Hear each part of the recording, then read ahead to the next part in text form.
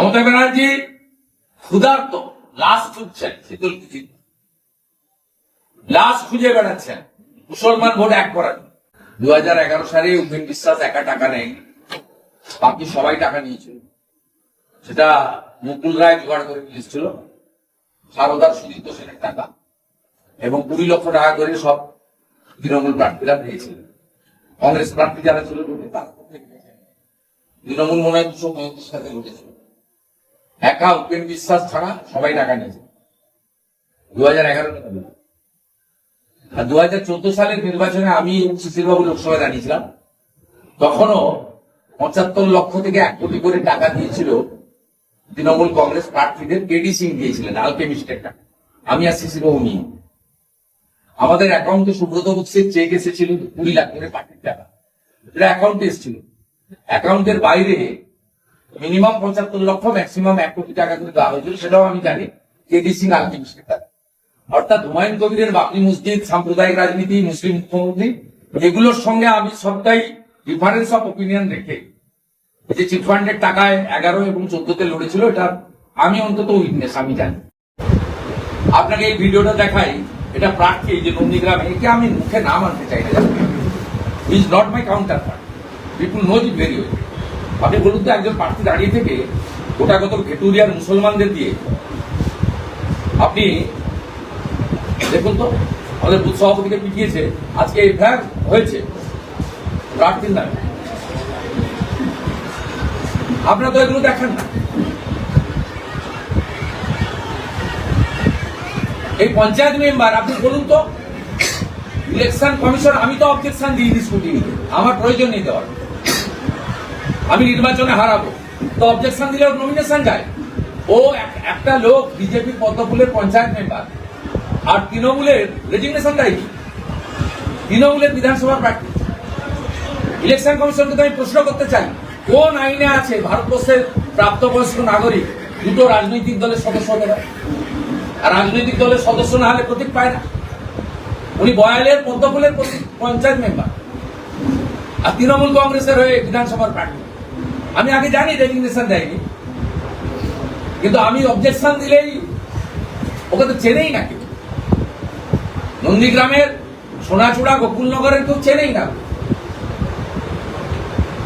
নন্দীগ্রামের বিরুলিয়ার কোন মা বোন চেনেই না। সেই জন্য আমি অবজেকশন দিইনি, কিন্তু ইলেকশন কমিশনকে আমি প্রশ্ন করতে চাই, রিটার্নিং অফিসারকে প্রশ্ন করতে চাই, কোন আইনে একজন পদ্মফুলের পঞ্চায়েত মেম্বার সে জোড়া ফুলের প্রার্থী হন, তার নমিনেশন ভ্যালিড হয়?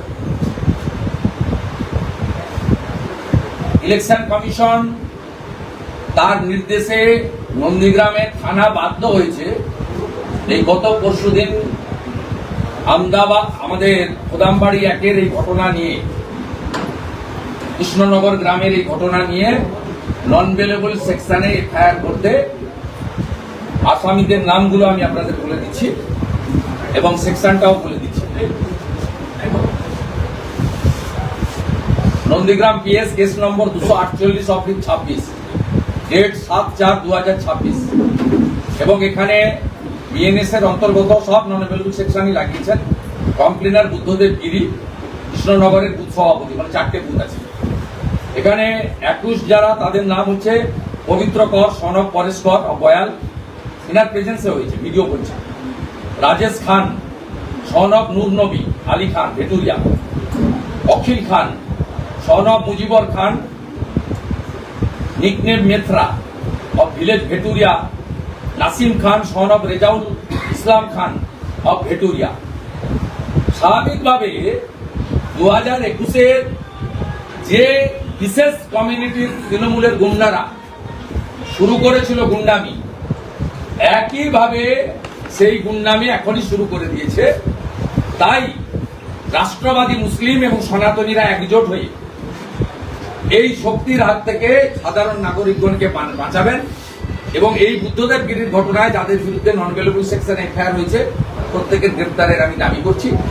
ইতিমধ্যে হলদিয়া থেকেও একটা নোটোরিয়াস তোলাবাজ, যার সঙ্গে বিজেপির কোনো সম্পর্ক নেই, বিজেপির প্রাইমারি মেম্বারশিপের তালিকাতে তার কোনো নামই নেই, নিজেকে বিজেপি বলে জাহির করে তিনি যোগ দিয়েছেন। আমার দুর্ভাগ্য এইরকম একটা তোলাবাজ নটোরিয়াস ক্রিমিনাল জেল খাটা একাধিক মামলার তাকেও টিভিতে আপনারা দেখান, হলদিয়া লাইভে তাকে দেখানো হয়।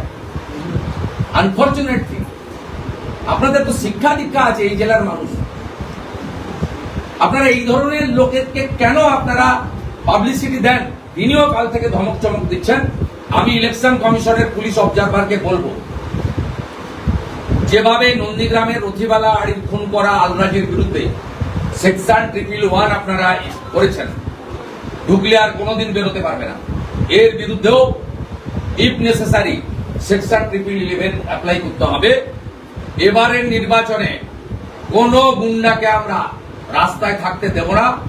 ধমক চমক যদি দেন, তাকে আইনি পথে ইলেকশন কমিশনকে বাধ্য করব ব্যবস্থা নেওয়ার জন্য। আমি ধন্যবাদ জানাবো পুলিশ অবজারভার এবং ইলেকশন কমিশন, তারা লফুল অ্যাকশন অল্প হলেও নিতে শুরু করেছে। নন্দীগ্রামে দ্বিতীয় শুভেন্দু অধিকারী একজন প্রার্থী হয়েছে, কি বলবেন?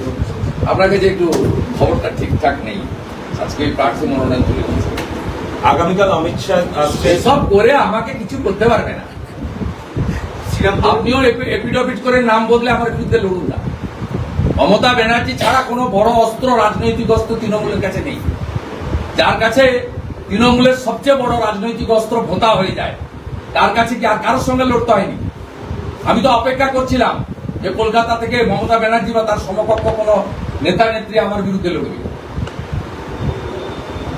আপনিও নোটারি করে রাখুন, পরের বার যখন আমি লড়বো আমার বিরুদ্ধে শুভেন্দু অধিকারীর নাম দিয়ে লড়বেন। ইভিএমে তো মুখটা থাকবে। নন্দীগ্রামের মানুষ, এই এলাকার মানুষ মুখটা দেখলেই যথেষ্ট। আমি 2004 থেকে লোকসভায় এখানে লড়েছি লক্ষণ সেনের বিরুদ্ধে। আমার যা সেদিনও লোক দেখেছে, বয়সের বৃদ্ধি এবং বয়স বৃদ্ধির সাথে সাথে শরীর মুখে যেটুকু ছাপ পড়ে, এর বাইরে যদি কোনো পরিবর্তন কেউ দেখাতে পারে তাহলে আমি তার কাছে ক্ষমা চাই। প্রচারে বেরিয়ে অভয়ের মাকে ঘিরে তৃণমূলী মহিলাদের যে তৃণমূল বর্বর, তৃণমূল অসভ্য, তৃণমূল ধর্ষকদের পার্টি।